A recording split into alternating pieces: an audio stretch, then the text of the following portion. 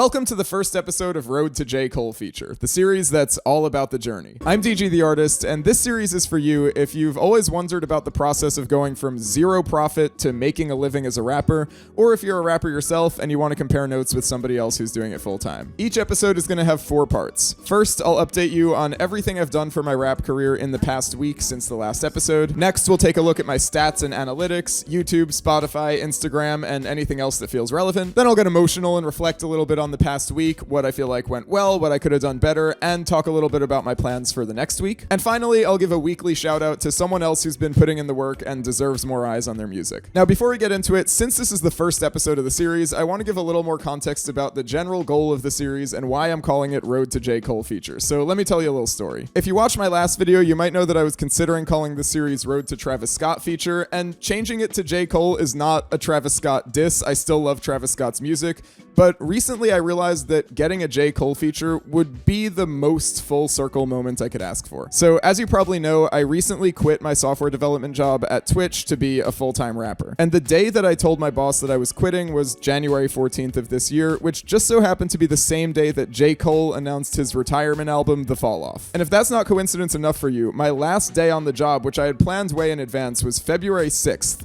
Which is the exact day that Cole dropped The Fall Off. I've been a Cole fan for a while, but the way that his retirement album lined up perfectly with me quitting my job to enter the rap world was just so emotional for me. And because of the big change that was going on in my life at the time, and because of just how great of an album The Fall Off is, when I listened to The Fall Off for the first time the day that I was quitting my job, I shed a few tears, I'm not gonna lie. So all that is to say, J. Cole, if you ever somehow end up coming across this series, it would be such an incredible full circle moment to collaborate with you. I know you say you're retiring, but if you ever have it in you to give one verse to old DG, it would make my life. All that said, the point of this series is about the journey and not the destination. Whether or not I ever get a J. Cole feature is kind of irrelevant. Sure, it would be great, but I just want to know that I'm putting in my all into doing this rap thing and hopefully making it work. So finally, let's get into it. It's been almost 2 weeks since I quit my job, so let me tell you everything I've done for my rap career in that time. My plan is for each episode to film it on Thursday and upload it on Friday, so there will be a little delay, like anything that happens on Thursday or Friday won't be captured in this week's episode, but next week's episode,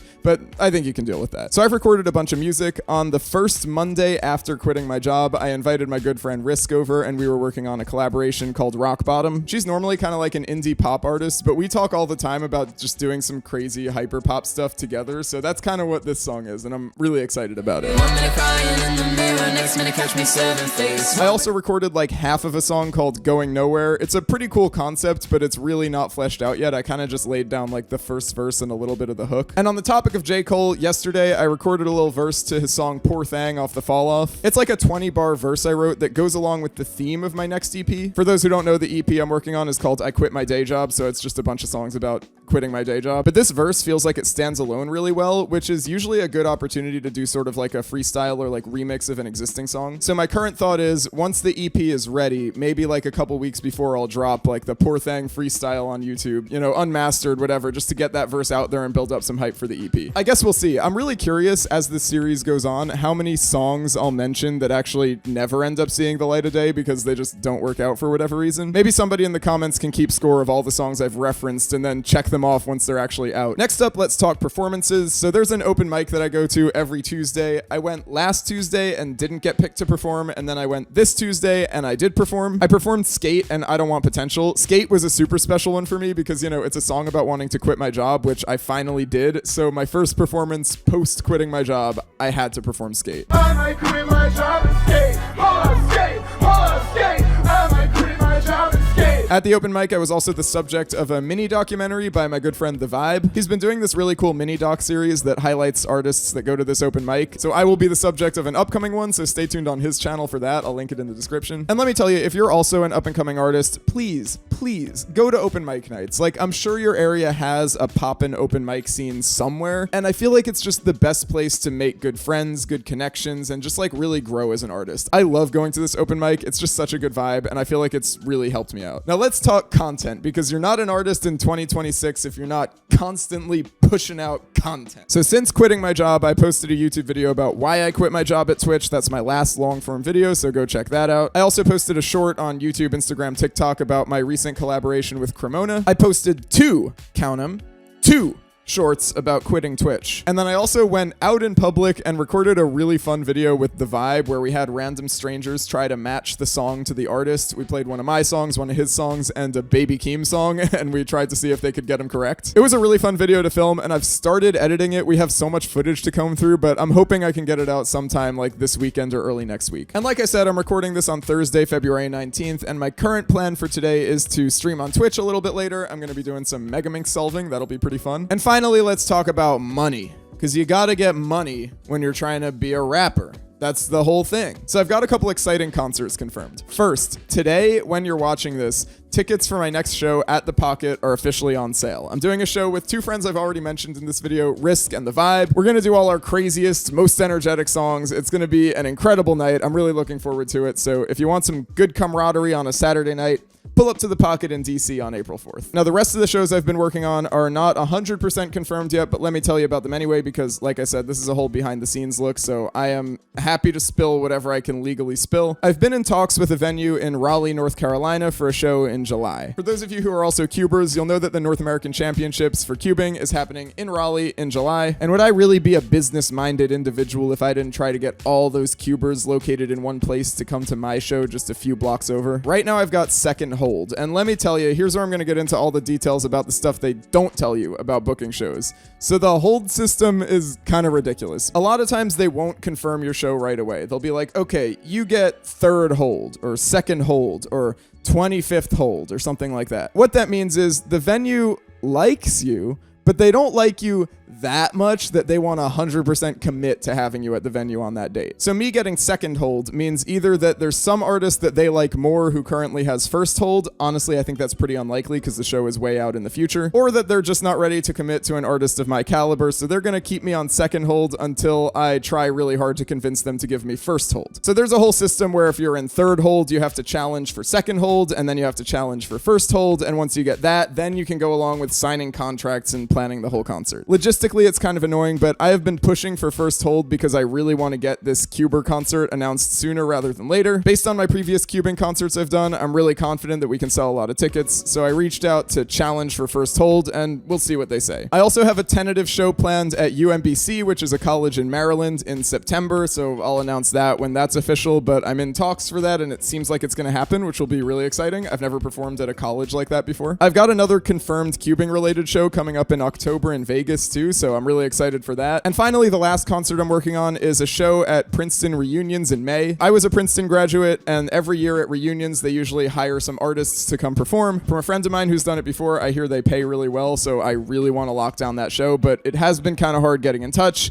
so I'm working on that. Let me tell you, if you're an up-and-coming artist too, and you're just trying your absolute hardest to book venues and nobody's getting back to you, they don't hate you, probably. Just, you have to keep pushing. It's so frustrating, but like a lot of times you feel like, you know, you sent one email, maybe you sent 2 emails and you're done. But like for this venue in Raleigh that I'm reaching out to, I had to send 3 emails to get a response the first time. Sometimes maybe it's 4, 5, 6. Honestly, like, I think you just have to keep pushing because these venues are getting so many emails from so many artists who want to perform, and if they see that you really care about the venue, then maybe they'll get back to you. That's everything I've done for my rap career lately. Let's take a look at my analytics. First, on YouTube, I have 2,133 subscribers at the time I'm recording this. It's been going up pretty steadily with my last 2 uploads, which is really good. It means a lot of new people are seeing the channel for the first time and enjoying what they see, so they're subscribing. Speaking of which, if you're new and you made it this far, you probably like me. Subscribe. Also, I'm getting way closer to finally being able to monetize this channel with ads. For those who don't know, you need 4,000 hours of watch time in the past 365 days to monetize your channel. I have 2,978 hours of watch time.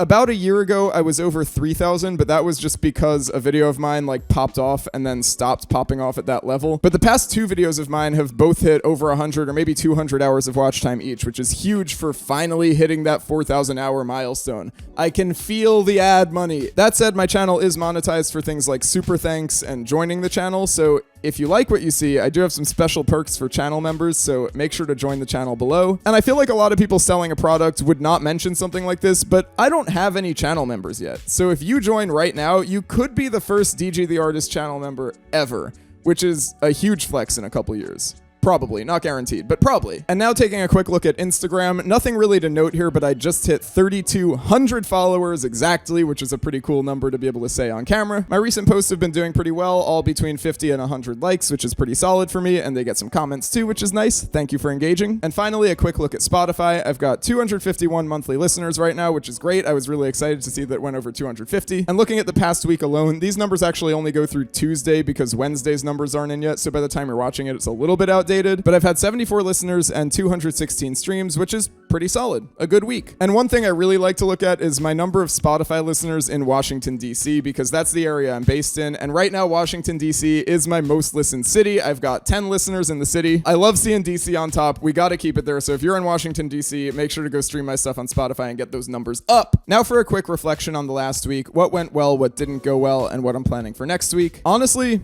everything went well. Like, I'm finally a full-time rapper. I'm feeling so good about it. I wake up excited to do what I love every day, which is such a good feeling. Obviously, it would be nice if I heard back about performing at Princeton reunions or if my videos had more views or whatever, but like, for where I'm at right now, I'm really happy. I don't feel like there's that much more that I could have been doing. I'm also a firm believer in that technically there's always something you could be doing, but that doesn't mean you should be doing it. Like, if you're out there trying to be a rapper, that's such an amorphous thing that's like impossible to define how to succeed at. And there are almost infinite possibilities of what you could be doing to further yourself towards that goal. I personally believe in doing a few things really well and sticking to those. So that's what I'm going to focus on for this series. I'm sure there will be some episodes where I'm like really upset because maybe I didn't have a very productive week or whatever. Maybe that'll be next episode. Who knows? But for right now, I'm feeling really good. For next week, I plan to go back to that open mic night. I want to release that video that I filmed with The Vibe. I really want to make some good progress editing the next episode of my podcast with Risk and The Vibe. We have a backlog of 2 episodes that are both really dope, and I want to get them out, but they just take forever to edit. Hopefully I do a little streaming too, and hopefully this video does some incredible numbers, and by the time I'm filming the one next week, I have 8 million subscribers. That's not happening.